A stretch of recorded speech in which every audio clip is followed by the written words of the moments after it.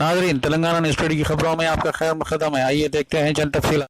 सैयद मेराज नवाब सज्जादा मकबरा Abdul Haq Chaukhandi boards club Secunderabad ने वक्फ मुलाजमीन और वक्फ बोर्ड के चंद मेंबरान पर इल्ज़ाम लगाया कि वो फर्जी वक्फ बोर्ड रेजोल्यूशन के जरिए मुतवल्ली अपॉइंट करे। इन्होंने वक्फ बोर्ड के बेकायदगियों के बारे में मीडिया से बात करते हुए तफसीलात बताई।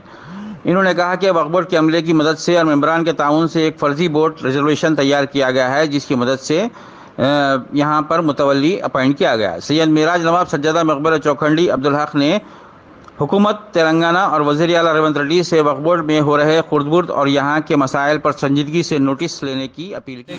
मेरा नाम सैयद मेराज नवाब है। मैं ग्रेट ग्रैंड सन हूँ सैयद अब्दुल हक साहब क़िबला रहमतुल्लाहि तआला का। आज मेरा मीडिया के रूबरू तमाम अवाम से और गवर्नमेंट ऑफ तेलंगाना के से ये मैं बात बताना चाह रहा हूँ कि एक बहुत बड़ी इरेगुलरिटीज़ जो है सो मंजर आम पर आई है CBCID की मदद से।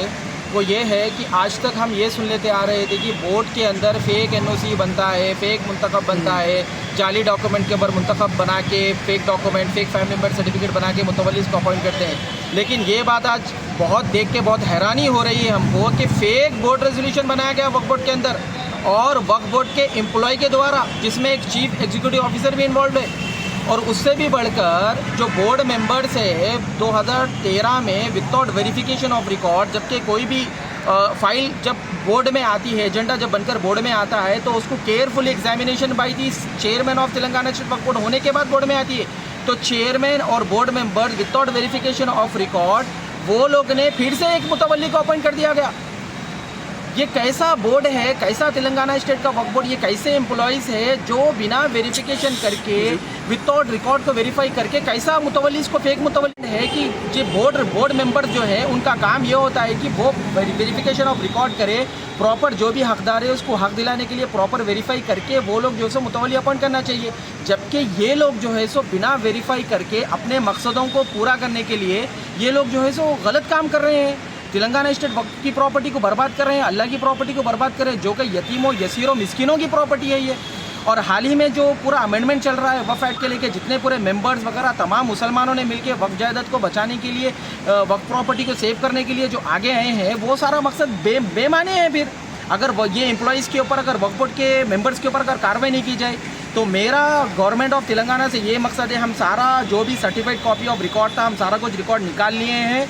हम सारा कुछ रिकॉर्ड प्रिंसिपल सेक्रेटरी को, CEO को, जितने भी हायर अथॉरिटी थे, जितने भी कॉम्पिटेंट अथॉरिटी, हम सारा कुछ सब कुछ सबमिट कर चुके हैं और हम लीगल कार्रवाई बोर्ड मेंबर्स के ऊपर और एम्प्लॉइज़ के ऊपर करने वाले हैं कुछ ही दिन में। तो मेरी गवर्नमेंट ऑफ तेलंगाना से यही गुजारिश है कि ये बोर्ड के ऊपर नज़र रखी जाए ताकि वक्फ बोर्ड के थ्रू गवर्नमेंट ऑफ तेलंगाना का नाम बदनाम ना हो और यतीमों यसीरों मिस्किनों की प्रॉपर्टी बचे। आपका भी सवाल है?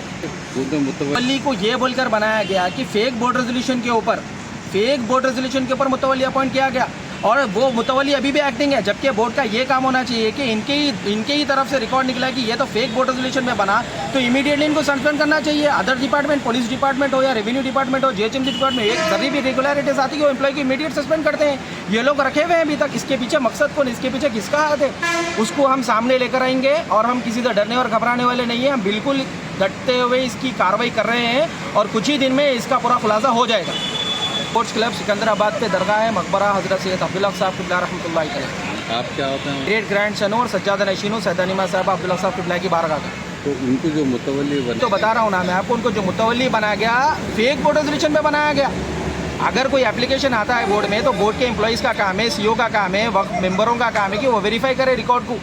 बिना वेरीफाई करके फेक बोर्ड रेजोल्यूशन बना के मुतवल्ली को अपॉइंट करे तो अब उनको तो लीगल कॉन्सिक्वेंसेस झेलने पड़ेंगे। अभी वो फेक बोर्ड रेजोल्यूशन पे कैसा मुतवल्ली अपॉइंट करते हैं आप? तो CEO साहब, अभी जो नए चेयरमैन है, नए CEO साहब है, उनसे मैं रिक्वेस्ट करता हूँ कि इमीडिएटली इसके ऊपर वेरीफाई करे, इसका रिकॉर्ड चेक करे और मुतवल्ली को इमीडिएटली टर्मिनेट करे, क्वाश करे प्रोसीडिंग्स, क्योंकि इसकी कोई लीगलिटी नहीं है। हम 15 दिन 20 दिन के अंदर हाई कोर्ट को भी जाएंगे और हाई कोर्ट में भी ये डालेंगे सीधा तो सीधा गवर्नमेंट का नाम बदनाम होगा और CEO चेयरमैन का नाम प्रेजेंट CEO का नाम बदनाम होगा।